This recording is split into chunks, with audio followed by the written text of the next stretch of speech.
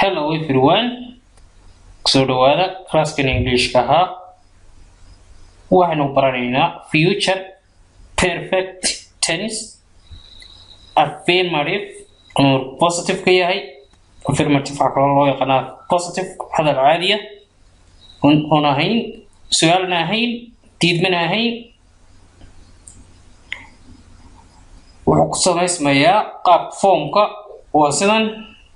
Affirmative markuu yahay waa subject or will loo geeyay have iyo past participle.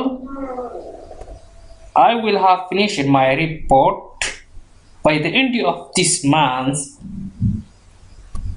waxaan dhammaynayaa warbixintayda my report at the end of this month bishan dhammaadkeega. Negative markuu yahay waa subject will plus not plus have plus past participle. He will not have done it by this evening. Ma uu qaban doono fiidka ama caawa fiidka galabta.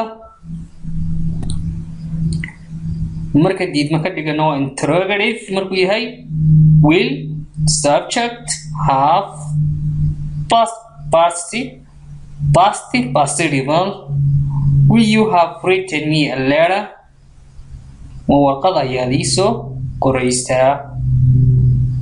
Future perfect tense waxaa loo isticmaalo usage-ka sida loo isticmaalo examples tusaalayaasha time expressions iyo xidda waqtiyada loo isticmaalo. To talk about waxaa lagaga hadlaa an action ficil that will finish before a certain time in a future. in lagaga hadlo an action ficil dhammaan doona ka hor waqtiga cayiman ee mustaqbalka. tusaale haddaynu soo qaadano by 8 o'clock state tomorrow berri I will have taken off for Japan. waxaan tegi doonaa Japan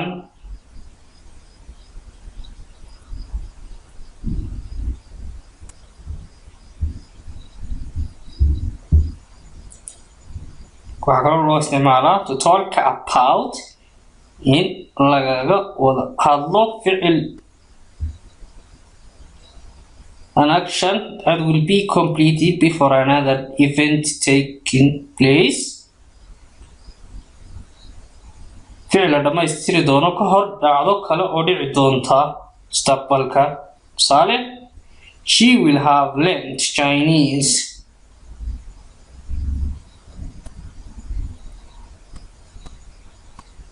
waxay baran doontaa Shiinaha ka hor intaysan u dhaqaaqin dhanka iyo Shiinaha.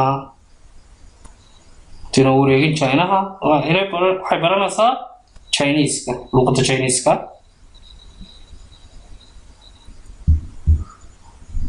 waxaa kaloo loo isticmaalaa to express conviction that something happened in the near past. waxaa loo isticmaalayaa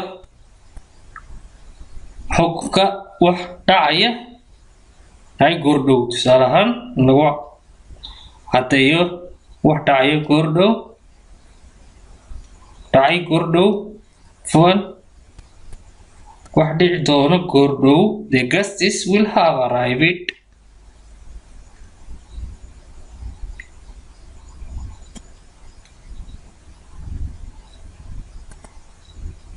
The guests will have arrived at the hotel by now.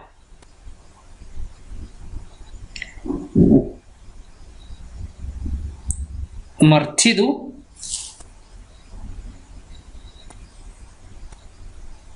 ayaa imanaya hotelka hadda by now. hadda. I am sure waan hubaa the guests have arrived at the hotel in ay martidu yimaadeen hotelka.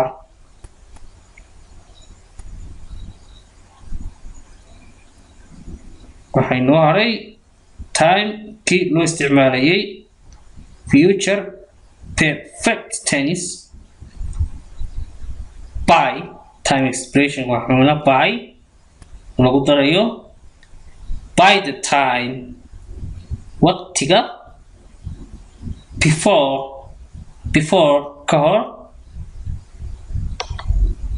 until till ilaa by then marka